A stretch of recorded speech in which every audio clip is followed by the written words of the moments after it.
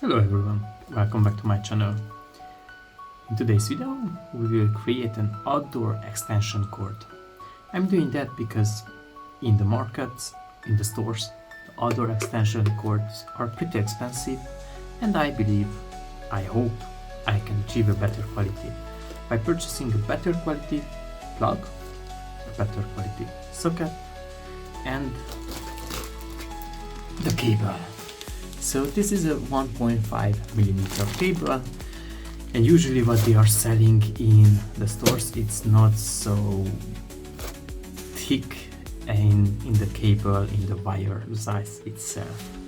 So I believe this will be a much better quality than what you can find in the stores. So let's start with the disassembling of the socket, and then the plug, and then the cable. So if we start with the plug, then we just remove the screw from there, and you might have to lift the screw a bit. You can take it apart, then do the same for the socket part.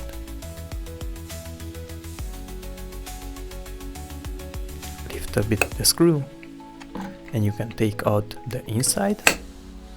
It's a bit tricky, but I'm sure you can manage it if you want to repeat the procedure.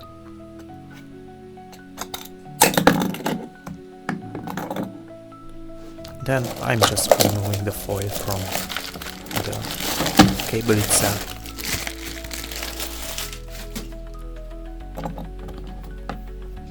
And that's it. So we have to remove the isolation from the cable, that we can reach the wires. I'm using a simple cutter. Very carefully I'm cutting the plastic without making any damage on the wire side. If you are really careful, you can do that easily. Then you just need to remove the isolation from the cable. Repeat the same procedure for the other end. I have repeated actually the same procedure for the other end, and once the isolation was ready, I have removed the isolation.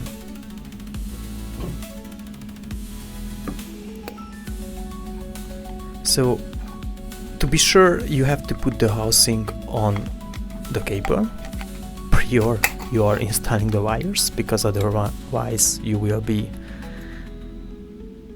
have to disassemble again and then cut the wires in the proper length, that you can use the plastic broker which holds the cable itself, and the wires are reaching to the respective sockets, the respective positions.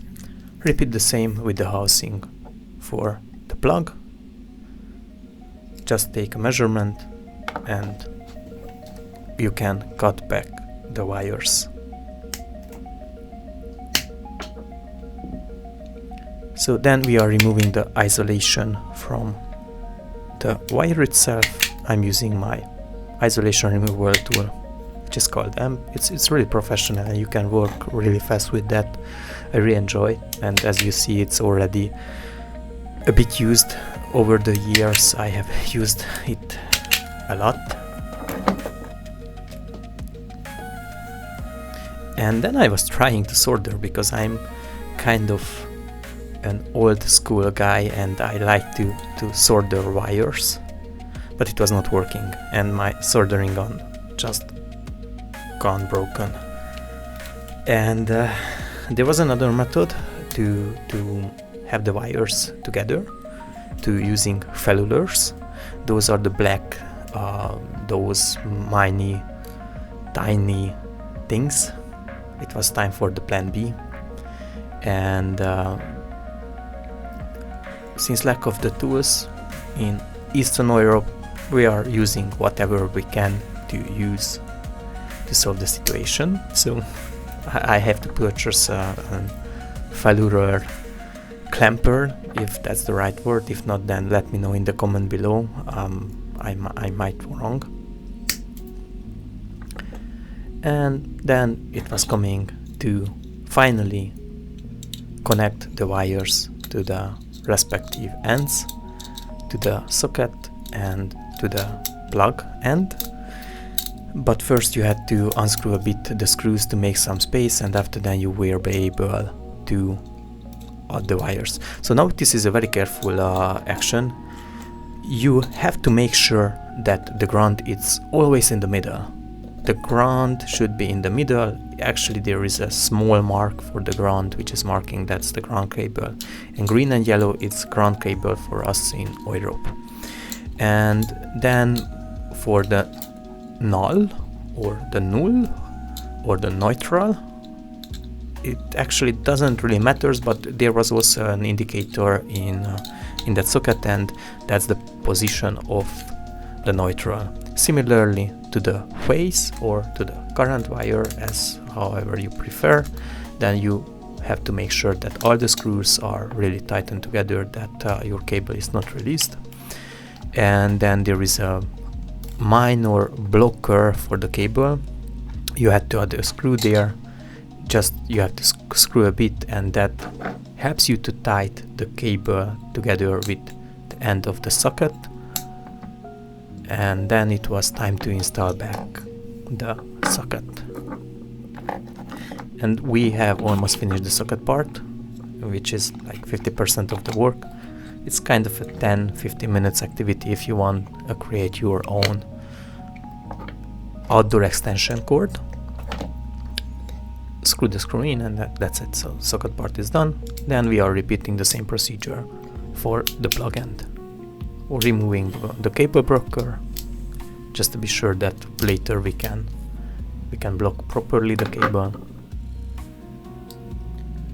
Unscrew the screws, and there is that little indicator what I have talked about for the ground, and for the null as well. If you might can see, there is a little N, and in the other end there is the face, which was the L.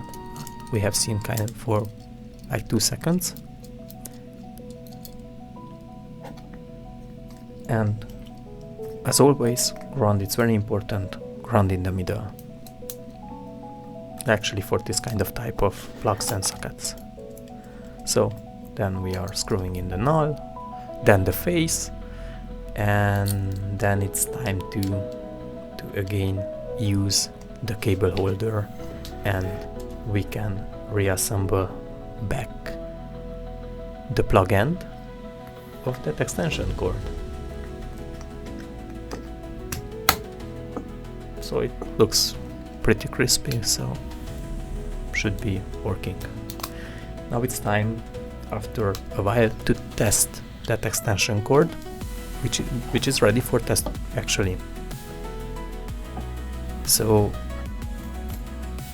I am plugging that in, and I will bring my multimeter, which I will set as AC and 215, because we have 230 volts in this part of oil rope, and actually most of oil rope it's 230 volts. And because of the child lock, it's a bit trickier to set in, but as you can see, we have a bit high voltage, like 246, which is a bit high, but it is what it is. Our extension cord is working. Thank you for your time. Don't forget to hit the like button and subscribe to my channel. Your comments, your opinion, it's very valuable for me. Have a great day.